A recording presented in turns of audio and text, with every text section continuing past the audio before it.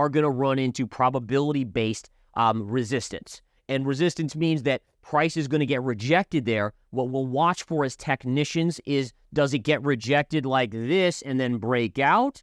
Or does it get rejected and go back down to these lows and potentially lower? So that's going to be my short-term upside target. I do think we get that target over the next 1 week or less. But the big question is, and this is something that I don't even know at this point, is where does it go once it hits 60,000? So I'll be looking for 60,000 and we'll go from there. Bitcoin Zella stands out with its simplicity and clarity. We've crafted an experience that anyone can dive into, whether you're a crypto expert or just a new to the crypto world. Now guess who keeps his eye on us? The author of best-selling book Rich Dad Poor Dad, Robert Kiyosaki. And we want to take this opportunity and thank all the people who trusted us, and we read every comment. And the best part, it's free. Subscribing now means you will get all new information for free. Don't just follow the trends, stay ahead of them. Subscribe to Bitcoin Zella today and enjoy the new edge. Let's join Gareth in this video about Bitcoin and more. And Ethereum, guys, did come into that key level of support.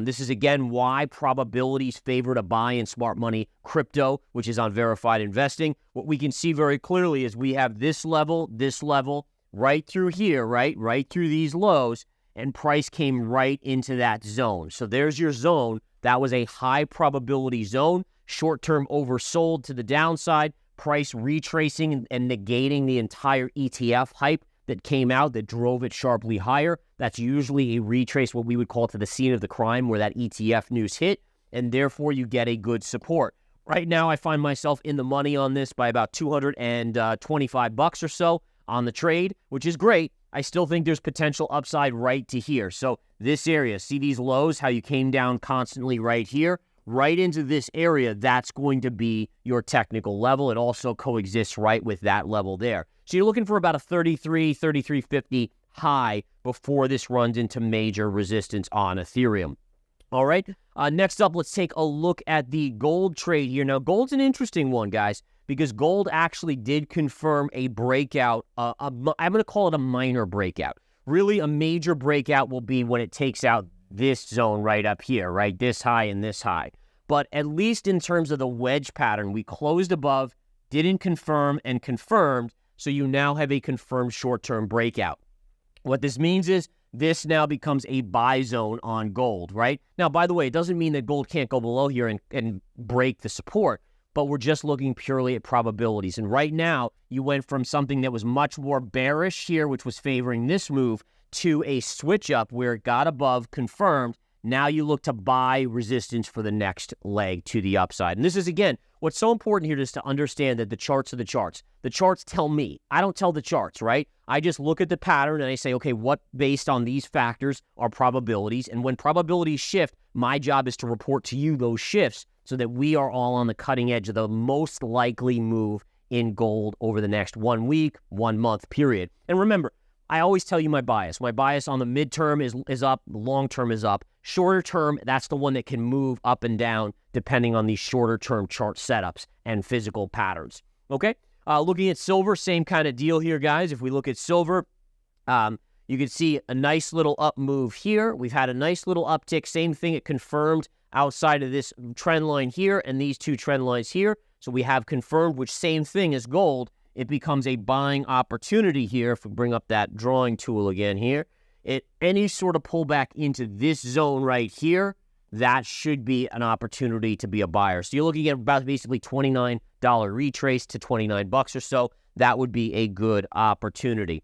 Okay, so next up, let's look at oil. Now, oil's an interesting one here. Take a look at this, guys. So you guys know I haven't been shy about saying that I believe, and I've put money on the line here. I've shorted oil right up in this zone here, right? This is what we call that three-peat or three major trend lines converging. This should be major resistance. And I said that to you guys in the last couple game plans as well. Well, all of a sudden, oil's starting to creep to the downside here. So that looks like it's starting to play out. And again, remember, it's not that I know anything you guys don't know. Well, in a way I do, but it's not like it's insider information. It's what the charts are just telling me. And if you guys learn the charts, you guys can exactly do these same sort of calls as I do, which is what verified investing is all about. Education, right? So much education in these game plans, in the services that I run, all over the website. So again, the idea here is we're probably starting our down move. You will have a lot of support here for a bounce, but I still think you ultimately are headed lower. The thesis for this, so by the way, the thesis for the up move, I said this, hedge funds were way over short. So as hedge funds cover their shorts, which is big money covering, it drives oil up. You then get, as price goes up, more hedge funds to cover. Now they're right at these highs. There was basically back in balance. Oil shorts versus longs were back in balance. That means it can now behave based on macroeconomics. So now that you have that out of the way, macroeconomics take over, and what do we know? Japan's suffering, China's still suffering, U.S. economic data is starting to weaken, which what do we know should do that? What should happen to oil? Oil should start to trade to the downside. So just that simple, right? It's just kind of understanding these little nuances here and there and then looking at the macro data with the chart setups here. Bitcoin's recent price drop and weekly close have raised fears of a double top, with traders worried about further declines. BTC's price dropped to $53,550 before a slight recovery, amid government BTC sell-offs and MGOX reimbursements. Bitcoin's price fell to $53,550 and is now trading around $57,429.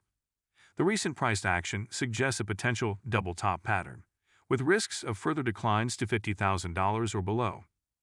Bitcoin's weekly close at $54,300 is the lowest in 4 months, leading analysts to predict more downside. Some expect BTC could drop to $45,000 based on past drawdowns. Recent BTC sell-offs by the U.S. and German governments and the ongoing MGOX reimbursements have added selling pressure to the market. The Crypto Fear and Greed Index has dropped to 28/100ths, indicating extreme fear.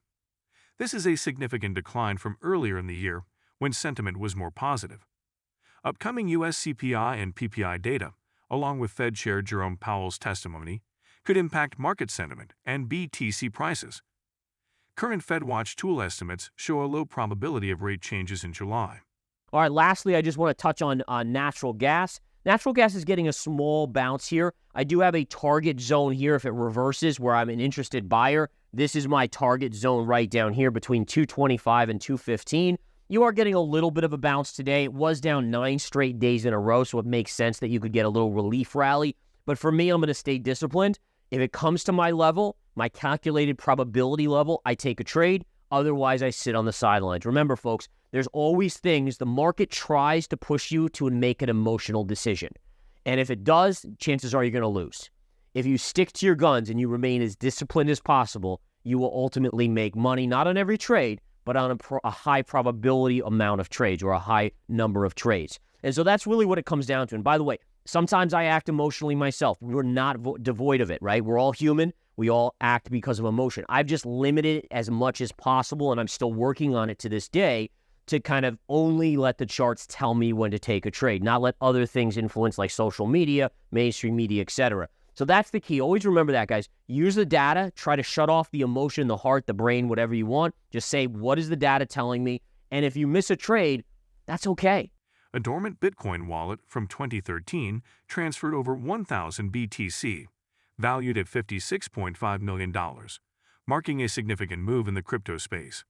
At Bitcoin block height 850,855, a wallet created on November 24, 2013, transferred 1,004.49 BTC.